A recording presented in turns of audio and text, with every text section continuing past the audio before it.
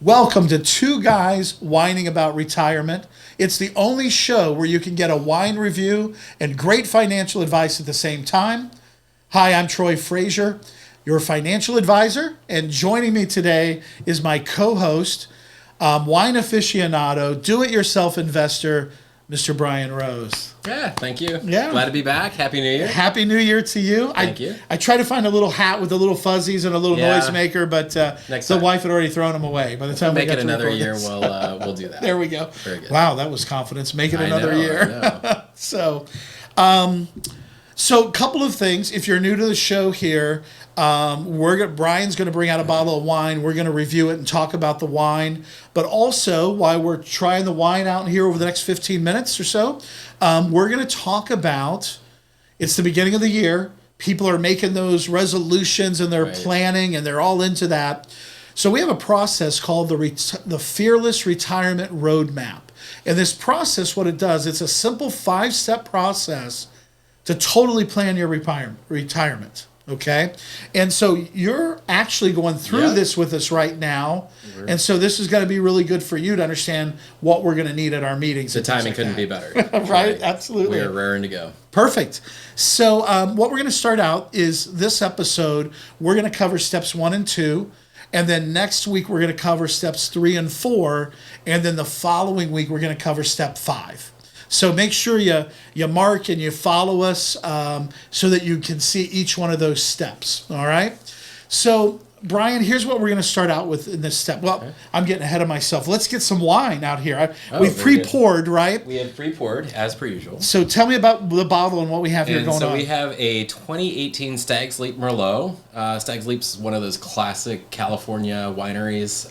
Been around since 1893 was their first vintage, apparently. Wow.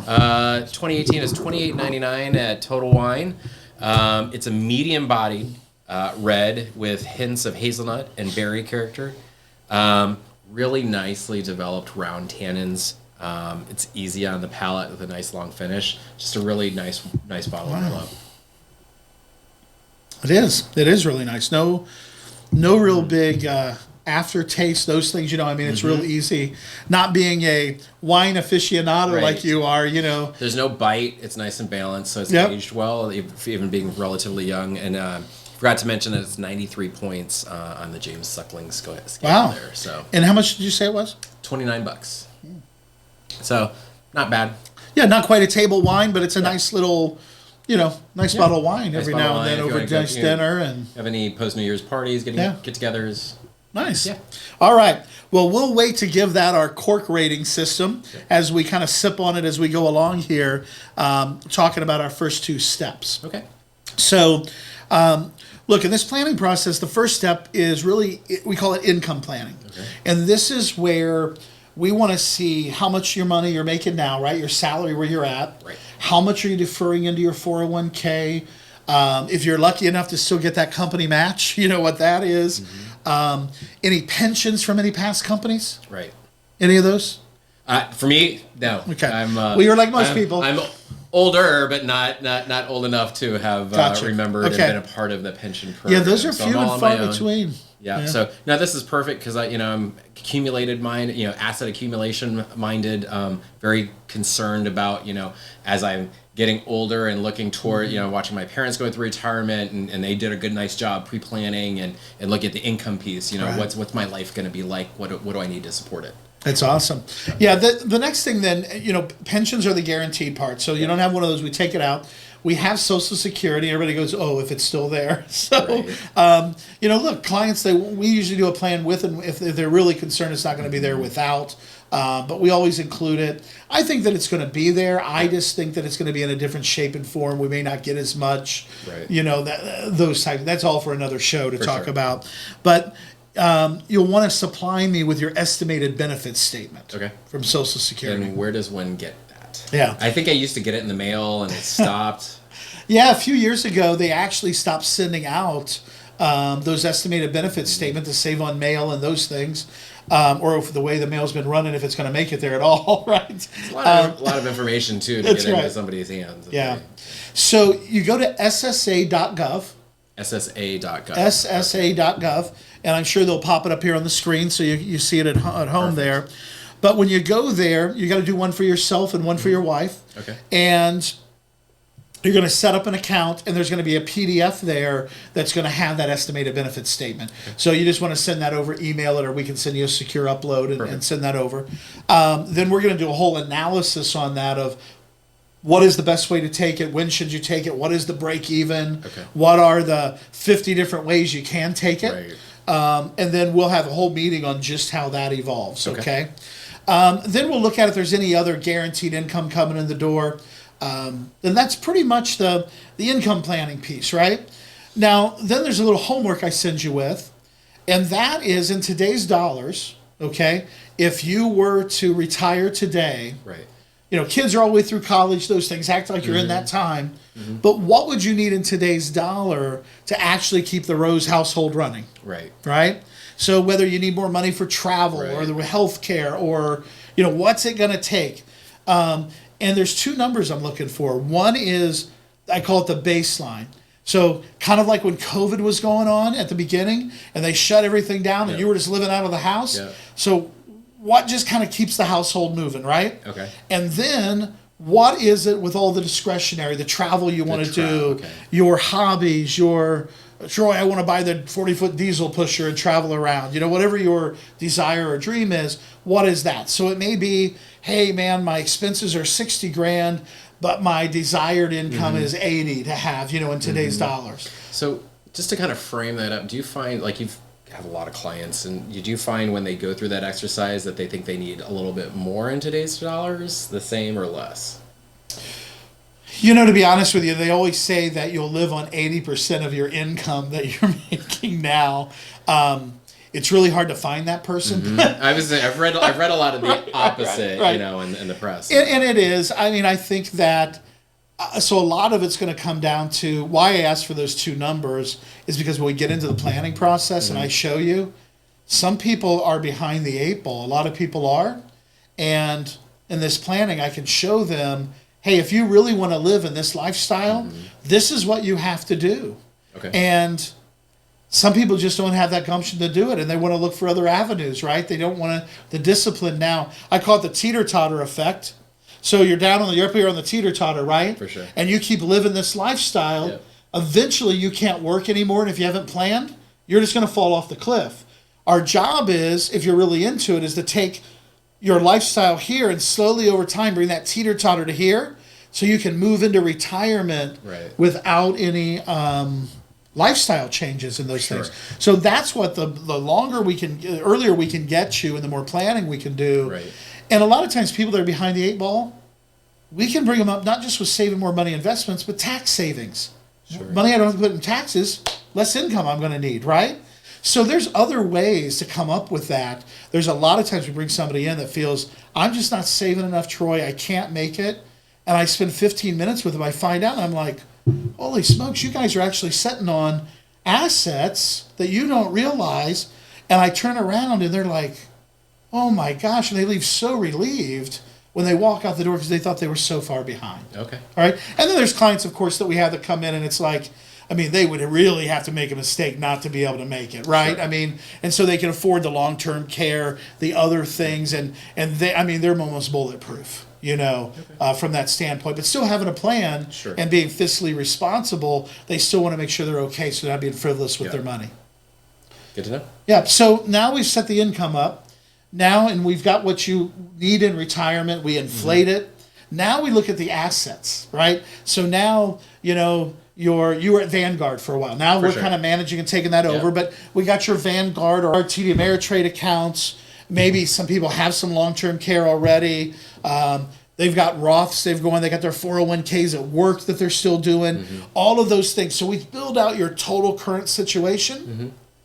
And then what do we have to do to bridge the gap from current to your retirement? Okay. Because most people and advisors you go to, they look at you and they're just investing, trying to get the highest rate of return. There's no goal in mind. And more money does not equal more income, believe it or not. Understood, right? Because you can accumulate. You spend all these years building this mountain, and then that was my fear getting to retirement. And then it's like, how do you unwind it, right? Yeah. And then not run out of money. So that's what compelled me, to come in. That is a great unwinded is a great word. I'm going to steal that if that's okay and use that in my appointments. Sure. Because it is, you get there and how do you thought you've done everything right, you've built this, but now how do I unwind it and turn it into income? Well, we can now portion off because we have a plan. Portion off what's going to be used for income and what's going to be used for investing. Investing, we want the greatest return we can get. Income, our goal is the most income we can get. And those are two different discussions. Right, and that's you always want to stay invested, right? Because inflation, as we're seeing now, can just eat away at your purchasing power. Absolutely. Okay. And we have tools today that when we start the income and we're taking income from it, they're an increasing income for life. So they're made to pace or outpace inflation. So your investments can be used for other things too. Your travel, your healthcare, things like that. So that's kind of what we're doing. So once I understand and have that discovery meeting with you, now I go away like an architect. I come back with that first design, that first floor plan, right? Okay. And then you guys sit there and look at it and go, Troy, we want this a little bigger. This wall moved over here. Really, we want more money over here. Or no, we've decided we want more risk, less risk, those types of things. Okay. And so we come back then and we move forward with steps 3 and 4. Okay. So that's kind of what you would expect in steps 1 and 2. It's typically all in one meeting. Steps 1 and 2 are. Okay. So it's all the baseline information for you to go and start working the plan. Exactly. So then when we come back, when we get into step 3 and 4, 3 and 4 then are going to be, we always do the income planning, the overall plan first. Then step 3 is the tax planning. So once we know our income and where we're going, now I meet with you, say, yep, I love these results. This looks great. Sure. Now what we do is we go to the CPA team and I sit down with them and we come back with a tax plan on there. So it may change some of the things we made in that recommendation or we agreed on, but it's for tax reasons. I'm not a CPA, just play one on TV, right? I've done enough of these to get it about 90% there, but we always bring in the tax, the CPA for the blessing on it. And that's again, another element that I was missing in my DIY. I did a great job managing my expense ratios, all that kind of stuff, textbook, whatever you're reading in the press. And it's like, it hit me. It's like, what do I do with taxes? You know, as you get better and accumulate more, your tax situation changes, Absolutely. And so this whole thing is a living, breathing map. And that's why we call it the Fearless Retirement Roadmap. I mean, we really take risk out of your retirement so you have a known retirement. And so you're pretty much fearless to do the investing and the things that you need to do and live in your retirement. So then that fourth step that we're going to cover in our next one is then going to be long-term care. Okay. Love it or hate long-term care. Many people say, I can't afford it. It's a waste of money. Anytime you're dealing with a fiduciary, which we are, okay?